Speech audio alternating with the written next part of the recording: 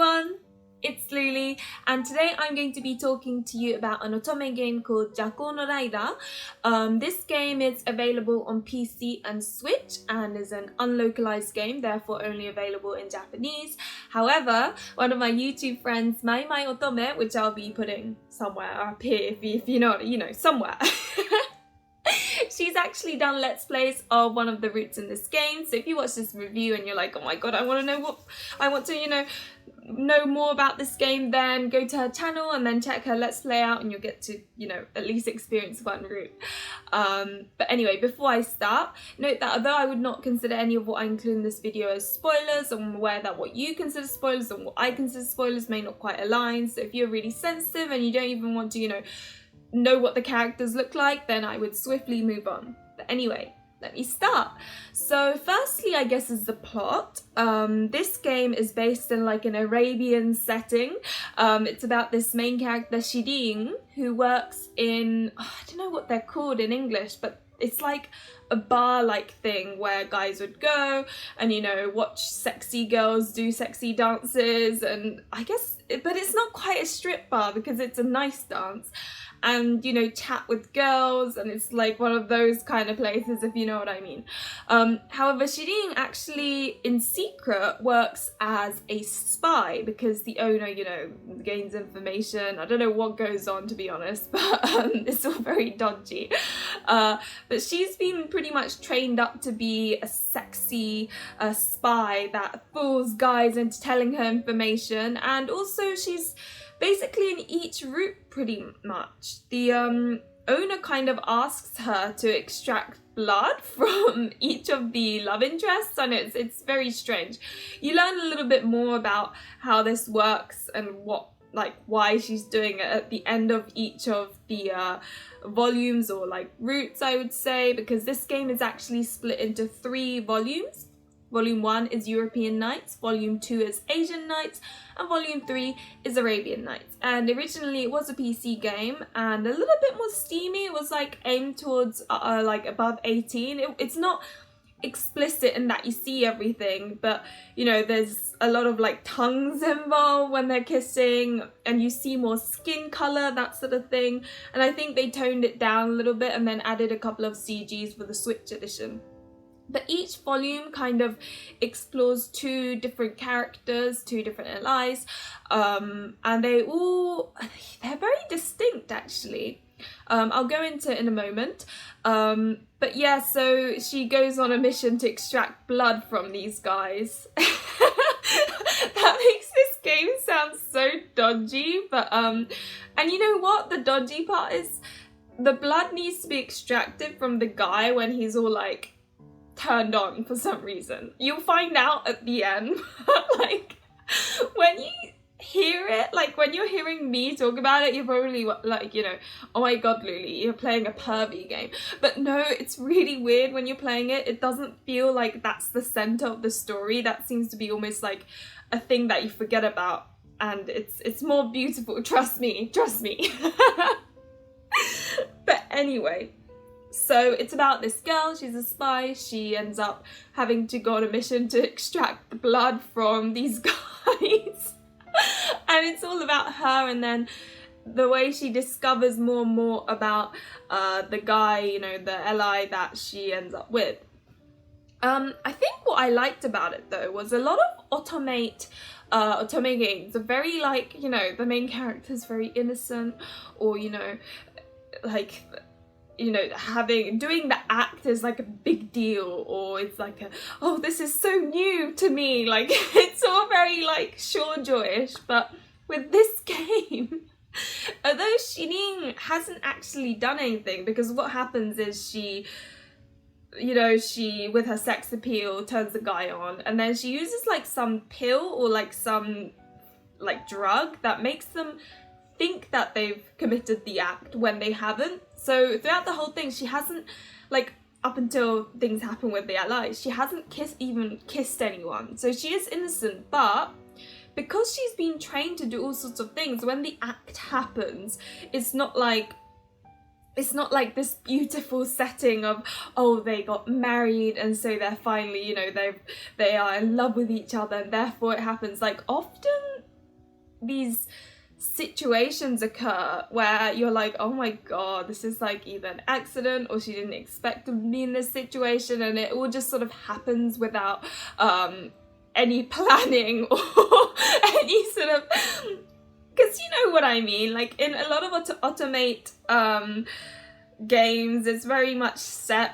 So for example, in Olympia's soiree, although things happen, like it can get passionate, it's very much like they gradually fall in love, and then like the perfect environment is there, and then they, you know, do the deed, and it's like, oh, that's really sweet, how loving. But in Jakou no Laila, it's like, oh dear, I don't think that was supposed to happen, but I guess it did. I know that sounds really bad, and it tends to be a big deal for Shirin in a way, but you get moments where like it's happened and she only realized in the morning, like, oh my god, I've done it. Like it just feels very almost real. Like I've heard of those kind of stories from my friends, especially at uni, so it just felt much more real than your average Otomate game where everything is just so built up and to that point, you know. Anyway, I've ranted and rambled enough about how ridiculously steamy and crazy this game is. I'm going to move on to each of the character roots. As I said, there are 3 volumes. For the Switch, they put it all together, but in the PC, you basically purchase each volume. And the first volume was European Nights. This consisted of Vince and Roland. Now, they are very... Again, they're quite contrasting in the sense that Vince is a very masculine man that's like a kudere, is very calm, collected, tactical, whereas Roland, on the other hand, is kind of unstable because he's a little bit messed up in the head, I would say. Like, the moment I saw him, I was like, he's gonna be dodgy, isn't he? Like, bless him. And it's an interesting dynamic because you've got Vince, who is from the kingdom of Lugan, who actually defeated and took over the kingdom that sort of, or the location that Roland was born and a prince at. So Vince is actually the next king in line, so next ruler in line, whereas Roland used to be a prince but now is not because his country, you know, kingdom was defeated and taken over by Lugan. So it's a weird dynamic because you've got this character who's the ruler of this country kind of dragging the prince of the country of which he took over, and yet they still have sort of a neutral kind of, not quite respect, but they get along. Because the setting is that basically Vince has Roland with him because he's just trying to make sure he has his eye on Roland, because he's like one of the only princes left over, and you know, he could be used to bring Clydal back up, and it's all very political, and some people I felt, or I heard, were not too fond of how political it was within this first volume.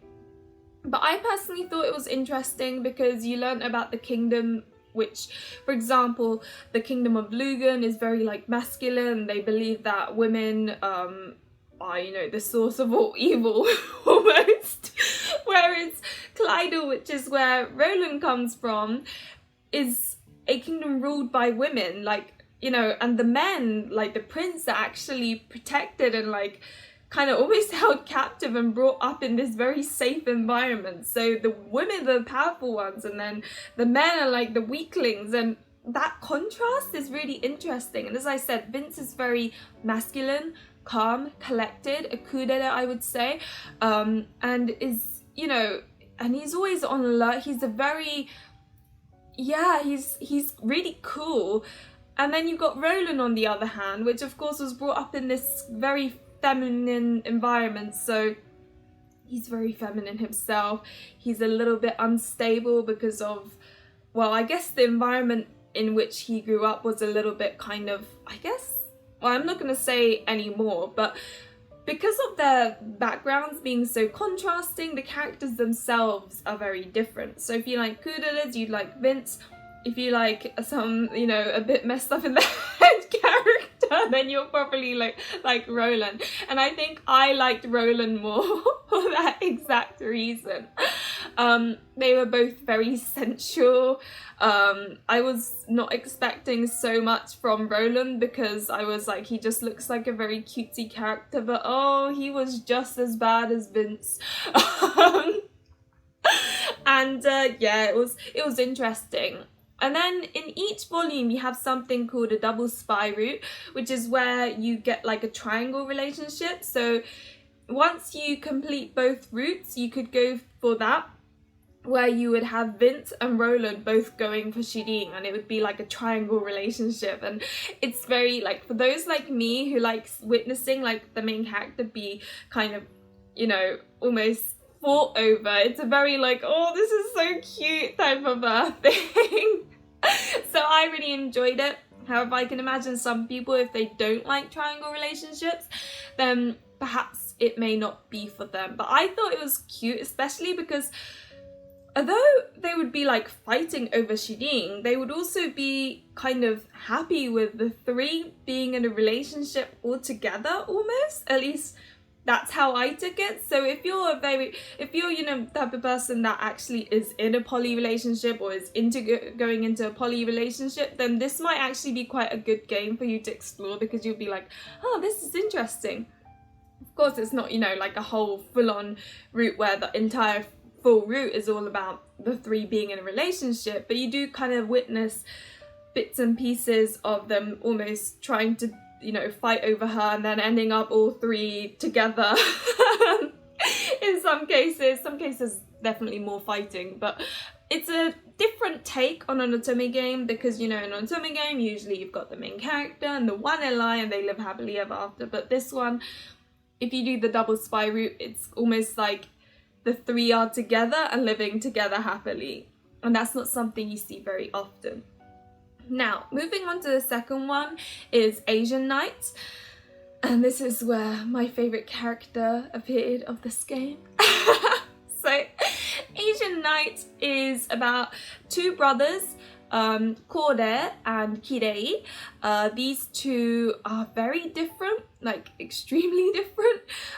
Kore is actually the next in line to be the ruler of this Asian country, which I can't remember the name of because the kanji always got me confused. Yes, I hate kanji, I suck at it. So I don't know, I think he had this kind of yappumoe thing, because when you see him first in the Arabian country, he seems very like head in the clouds, a little bit, you know, kind of not really thinking that much, and a bit tenneng, a word that I've used previously, which means someone who's kind of, yeah, a bit, not quite, a bit odd, but in like a way where they aren't stupid, just a bit slow when it comes to common sense, where you're like, you don't normally do that, or and he, despite looking so beautiful and is elegant and calm, it's really odd because, of course, being the next in line, he's got offers of marriage, but he keeps on declining, and this is the weird thing. Because he says he's going to get married to this goddess thing called Hakujoshi, I think, Hakujoshi, and this is like a female white serpent goddess. And the thing is, it's funny because when he sees Shirin for the first time, he's like, oh, you are my Hakujoshi. And then he gets obsessed with her, and it's really weird, like, because, I mean, think about it, you're a potential ruler, like, you're next in line, but you're saying no to marriage because you're gonna marry this mystical character that doesn't exist. He clearly thinks she does, but it's like a god, you know, that appears in a fairy tale. And it's funny because then you've got Kirei, who is like a big puppy dog, and he's actually a half brother of Kordei's, so he's not in line for the throne, I suppose. But I guess he feels like because Kordei is so helpless that he would be more suitable, but it's not in like a malicious way. He does try to help his brother, and that's kind of how Shirin encounters these two, but it's just kind of, yeah, it's funny because when you go down the route, you kind of see things of Kordei which you don't notice too much, and well, I guess you probably do, but there are a few surprises that actually make you really like his character. And yeah, he's so calming and head in the clouds, elegant, beautiful, those are the key words. While you've got Kirei, who I always feel like he almost has like an insecurity, maybe. Like right from the start, I felt like he was a bit insecure because, you know, he's only a half brother. So like, I guess, you know, he's not as strongly associated with being a ruler. And then you've got this brother who clearly he has some sort of rivalry with. And you know, and then the thing with Kirei is he's my favorite, by the way.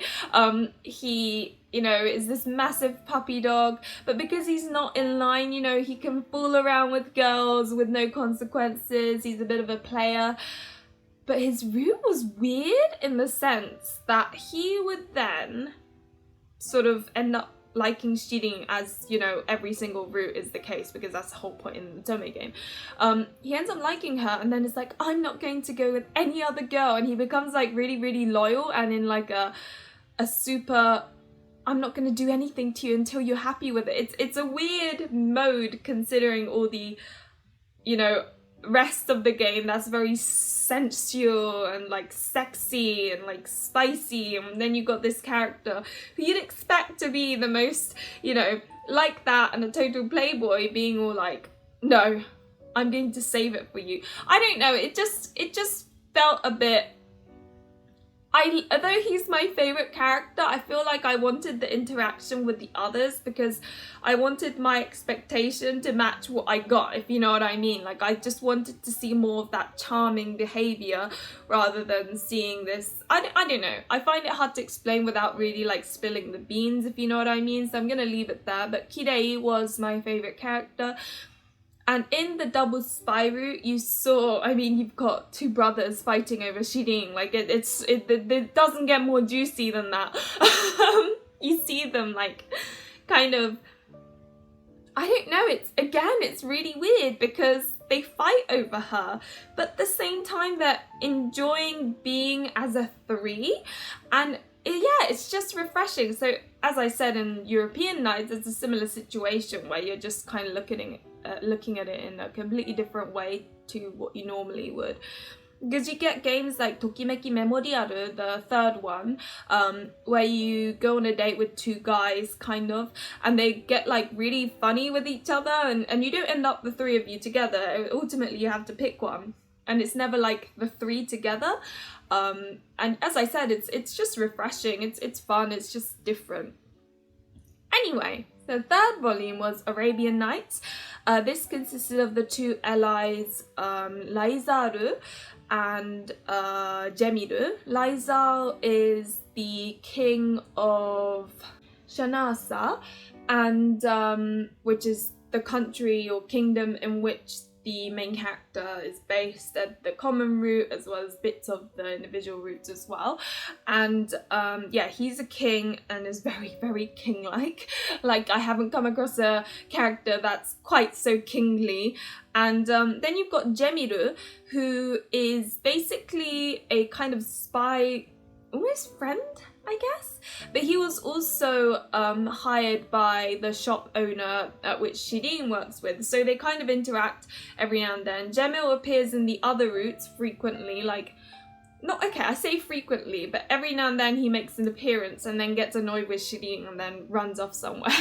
And Shirin sees him like a little brother, but it's kind of obvious right from the start that I think Jemil doesn't want her treating him like a brother. It's kind of cute. Like, you can immediately see it from the, you know, start. But of course, Shirin, being the main character, doesn't notice this and just thinks he's being a teenager, essentially. But, you know, we're used to that. That happens in like every Otome game, I swear. And yeah, so you've got, again, two very distinct characters. Lyla, who is the king, and he's much older. I think he's like 29 or something. And Shirin being, I think, 19. So quite the age gap, if you think about it. That's 10 years, whoa. But it's interesting seeing this older guy who's mature, he knows what he's doing, and he's very careful in that so many people are trying to assassinate him, because what happened is he really made the kingdom prosperous, and you know, he's the higher you climb, the more enemies you make, kind of thing. So he gets a lot of people trying to assassinate him all the time, so he's always on edge. And Shirin having to take a bit of blood from this guy,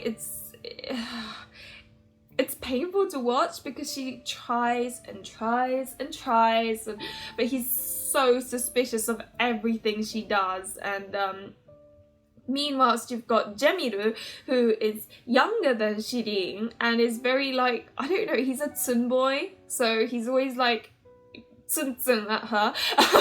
Very, you know, he's a little bit like tinkering, or I don't know how to put it, like he's a bit sulky, or isn't very good at just being genuinely nice to Shirin. And I mean, I find it so adorable. He's like my favorite kind of tsun boy. And yeah, it's just kind of cute watching the interaction of, you know, Shirin treating him like a brother, and him being like, stop treating me like a brother. And you know, it's just really sweet. I think Jemil was probably my second favorite out of all the characters, because I just thought he is incredibly kind. He's always thinking about Shirin. He cares so much about her, and that feeling just really, it just warmed my heart.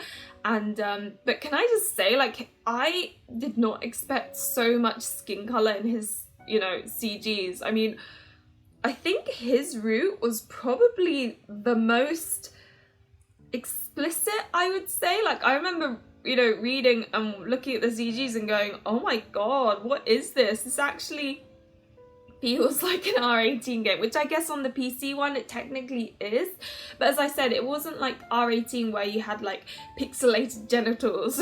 It was like, it was hidden.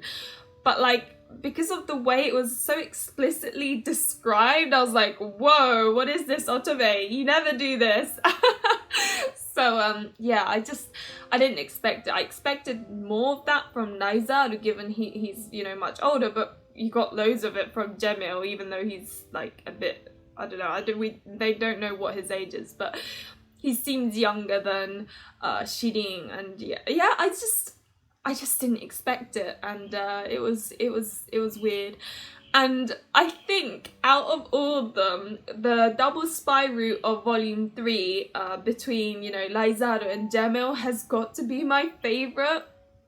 I don't think they ever end up settling to be like a full-on 3 together type relationship. Oh my gosh, like the way they fight and bicker, like the way Lyla and Jemil bicker amongst each other is just so funny. Like, and they both, in this case, I really felt like I really kind of understood Shirin's difficulty of not being able to choose because of the background of both of them. Like, I was like, Shirin, I got ya, I get ya.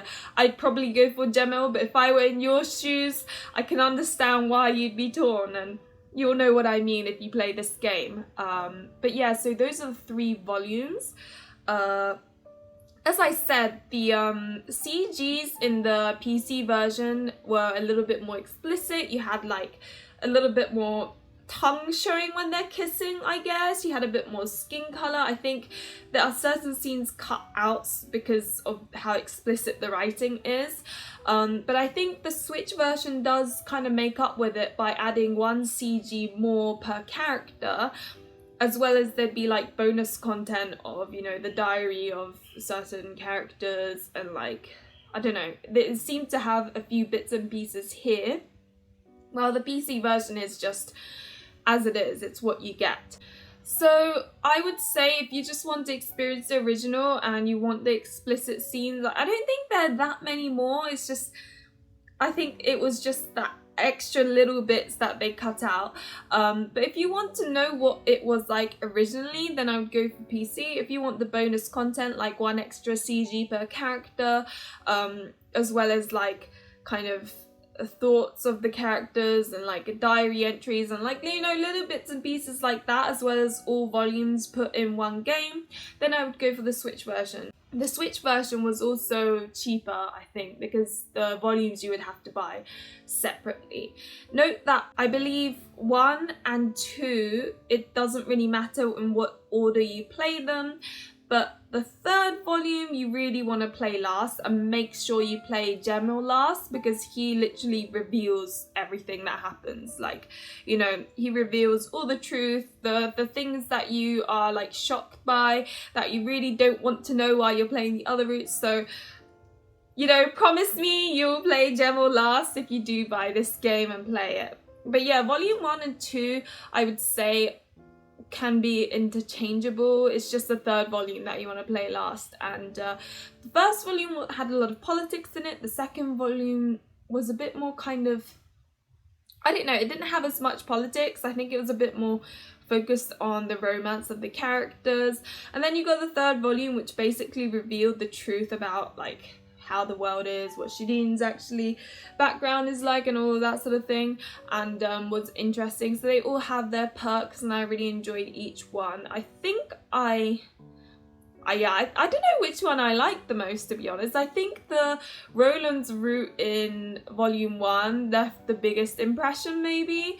But I did really enjoy learning about the truth and everything. So Jakou's route in the 3rd one was good too. But I think the general consensus, from what I can tell, is that a lot of people liked volume 2 and 3 and not so much volume 1.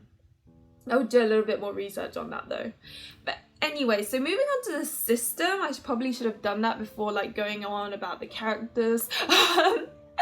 But it's a very stereotypical Otomate layout. You know, you've got like the quick save, the quick load, you've got like the skip function where you can skip everything you've read. You also can skip straight to each question that's next that you haven't read, or have read even, type of thing. So it makes completing it very easy. The way it determines what route you go down is by sort of what choices you pick. Whenever you pick a choice, it has love catch, so it will you can tell whether that choice is favourable towards, you know, one character or the other, whether that choice is good at all. It will have this like thing pop up, so that's quite handy. So I thought it was very easy to navigate, it was easy to play. I don't know, like, you know, because I hate it when you can't sort of skip to the next bit quite quickly. That's quite frustrating. I'm not gonna lie, the double spy routes, there were bits you couldn't read skip. Like, you could force skip, but you couldn't read skip it, because the game kind of took it as, oh, this is a completely different route. So that was a little bit frustrating. But other than that, everything else was quite easy. I was quite, you know, I was happy with it. I think the amount of time it took me was about maybe 4 hours per each common route.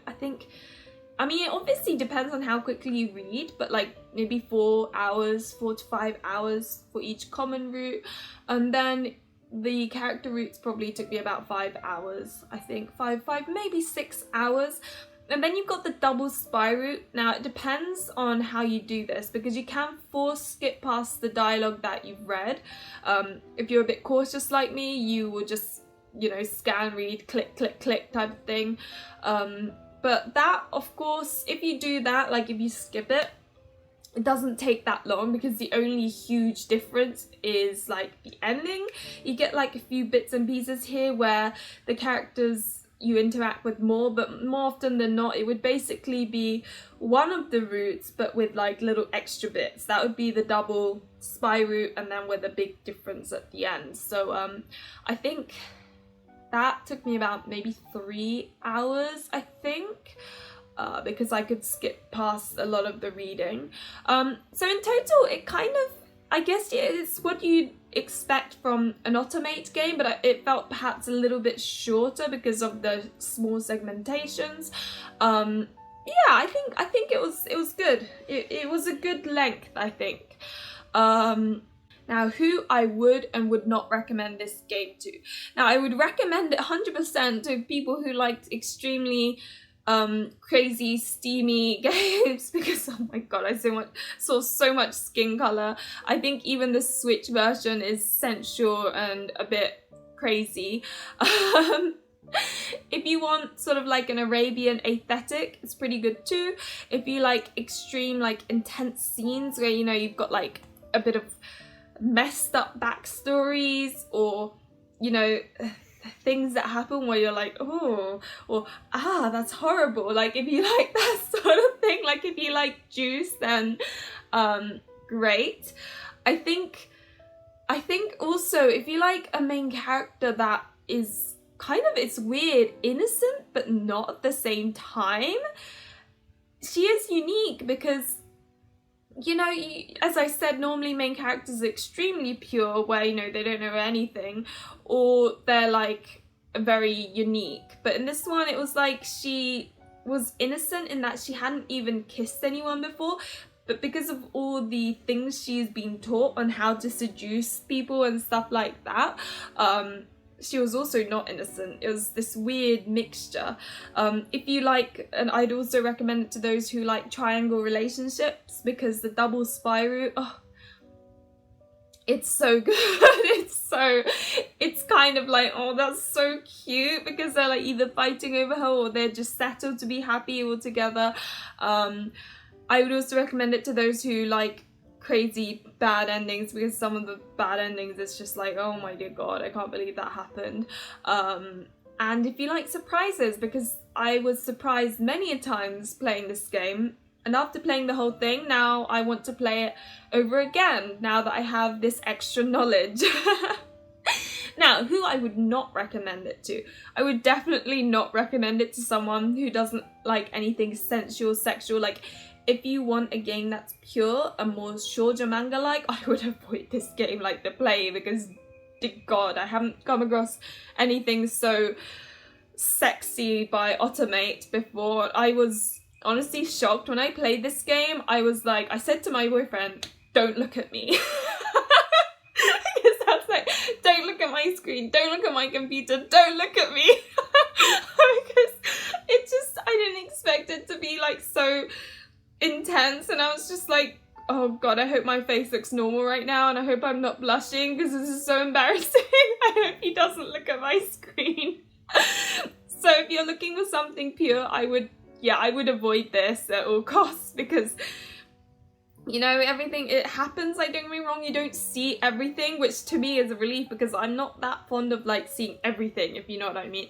So for me it was a kind of the max level that I'm happy with. But if you don't like lip noise, if you don't like, you know, a lot of skin color, if you don't like the act being described in, you know, the sentences, then I would, yeah, definitely not recommend this game. I would also not recommend it to those who just want like a happy-go-lucky game, like a comedy or something, because a lot of the things that happen in this game are quite drastic, quite messed up actually. Like some of the backstories, I'm like, oh my gosh, I can't believe this. Like, I remember explaining to my best friend one of the things that happened, and she was like, whoa. You know, so if you want something like a comedy or happy-go-lucky, I would also not recommend this. I would also not recommend it to those who want like a modern setting. Each volume, they all are very like kind of olden days almost, like, you know, kingdoms and you know, princes and princesses and like empress looking people, and you know, it's very olden, I guess. I don't know the best way to describe it. It's just not contemporary or modern, that's all. So if you want something relatable to like normal life, I also would not recommend this game.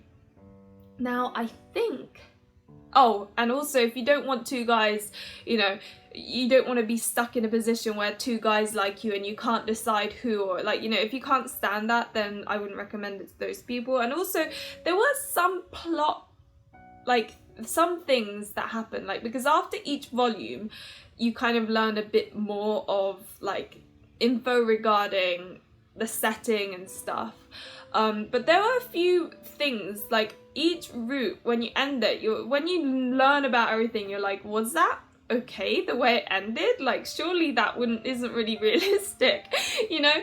There may be a few plot holes like that. If you can, you know, move past that, like me, if you don't really care that much, as long as you can see the overall story and you're happy with it, then great. But if you're one of those people that are incredibly picky about, you know, plots being like 100% perfect, then perhaps it may bother you a little bit. But overall, I really enjoyed it. I know it sounded like there was more, you know, more people I would not recommend it to. I think it's because it's such an extreme game. It's not tame in the slightest. It's just like crazy, but that's what I like. Now, the general consensus on rating, I would probably give it a 3.8. I loved the music. I loved the intensity of everything that was happening. I liked how crazy it got, how messed up it got. If there's like, you know, a couple of things as to why I didn't, you know, it's not a 5 or, you know, 4 point whatever, it's probably because sometimes this is just me being picky, but sometimes the art style looked a little bit dated. Bearing in mind, I think it's the same person that drew Cupid Parasite, and now I've been spoiled with Cupid Parasite art. So after looking at that, you look at Jakou no Lyla and you kind of go, looks a bit dated. But I understand that you know, artists obviously develop and change their art style as they grow, so it makes sense that an older game would look dated. It just makes sense. But that was a reason why I didn't really give it a perfect score. And I think at times I thought it was a bit too sexual. I get it. The main character is a spy that uses a sex appeal, so it makes totally, you know, total sense. That is what the game is about. But for me, at times, it just felt a bit exhausting. Like, don't get me wrong, I like sort of steamy, sensual scenes every now and then, but because there was so much of it in every single route, I almost felt like I had heartburn or something. I was like, oh, I'm getting a bit full up of this now. So I think now I'm gonna go and play some like super innocent game just to kind of recuperate from all the R18, almost R18 stuff that I witnessed. But yeah, overall, I would say it was a great game. I really enjoyed it. I think a lot of people would enjoy it as long as, you know, they aren't too affected by these things, or they're not looking for a love comedy, that sort of thing. Yeah, I just think it was a good game, and the music is still stuck in my head over and over and over again. All the, you know, all 3 volumes in the different countries or kingdoms, they all had distinct music and the characters were distinct, and just, yeah, I mean, I don't know, I just really liked it. You can probably tell because I won't shut up about it. Like, this video is a ridiculous length now, I can see. So, but anyway, I'm going to leave it there, I think. Yeah. I think I haven't forgotten anything. I feel like there's more to say, but oh yeah, that's it. Would I want it localized? Personally, I would, but I feel like perhaps there are better games to localize, because the thing is, right, I really adore this game and it was fun, but the thing is, the more modern games, considering the titles that Axis and ID Factory have localized, they've all been quite modern and like recent. By modern, I mean like recent. The quality is much higher than this game, in that this game is, you know, a few years old. So in that sense, I probably would be like, I don't know, there are other games that better to be localized. But as a personal choice, if I were to pick one, then Jakou no Lyla was yeah, I think people would enjoy it. I think the story is good enough that people would enjoy it. But as always, thank you very much for watching. Remember to like and subscribe if you enjoy this content, and hopefully I'll see you in another of my videos. Bye!